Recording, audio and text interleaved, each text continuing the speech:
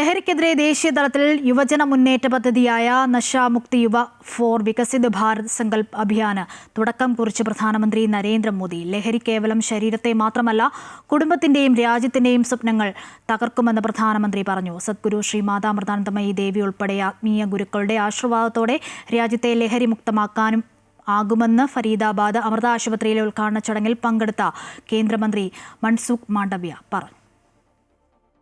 ലക്ഷക്കണക്കിന് യുവജനങ്ങൾ ഒരുമിച്ച് ലഹരി വിരുദ്ധ പ്രതിജ്ഞ ചെയ്തുകൊണ്ടാണ് നശാമുക്ത് യുവ ഫോർ വികസിത് ഭാരത് സങ്കൽപ് അഭിയാന് തുടക്കമായത്.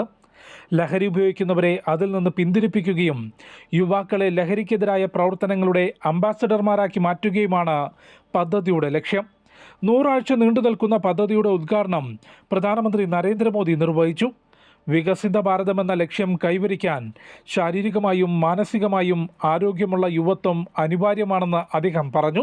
ലഹരി കേവലം ഒരാളുടെ ശരീരത്തെ മാത്രമല്ല, കുടുംബത്തിന്റെയും രാജ്യത്തിന്റെയും സ്വപ്നങ്ങൾ തകർക്കും.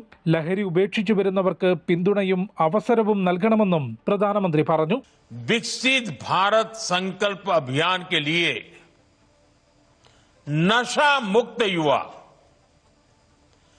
इस मूवमेंट का नाम ही इसके संकल्प को स्पष्ट करता है. ആരോഗ്യമുള്ള ജനത ശക്തമായ സമൂഹവും രാജ്യവും കെട്ടിപ്പടുക്കുമെന്ന് ഫരീദാബാദ് അമൃത ആശുപത്രിയിൽ നടന്ന ചടങ്ങിൽ കേന്ദ്ര യുവജനകാര്യ കായിക വകുപ്പ് മന്ത്രി ഡോക്ടർ മൻസുഖ് മാണ്ഡവ്യ പറഞ്ഞു.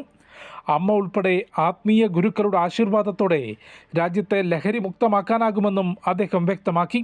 आध्यात्मिक संगठनों के गुरु जैसे माता अमृतानंदमयी मठ से पूजनीय अम्मा जी, आर्ट ऑफ लिविंग से पूज्य श्री श्री रविशंकर जी, हार्टफुलनेस से श्रद्धेय दाजी जी, अनेक स्पिरिचुअल ऑर्गेनाइजेशन के पूजनीय गुरुजन आपके बीच में उपस्थित थे. ഫരീദാബാദ് അമൃത ആശുപത്രി അഡ്മിനിസ്ട്രേറ്റീവ് ഡയറക്ടർ സ്വാമി നിജാമൃതാനന്ദപുരി അനുഗ്രഹ പ്രഭാഷണം നടത്തി. क्योंकि दूसरी बाहर से जो क्षति पहुंचती है that you can overcome also, but ये जो आंतरिक क्षति जो समाज को और युवा वर्ग को खास तौर पे अगर वो ही इससे ग्रस्त हो जाए तो भविष्य क्या होगा.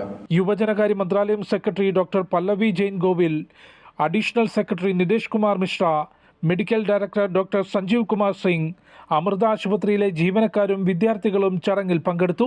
അമൃത ന്യൂസ്, ന്യൂഡൽഹി.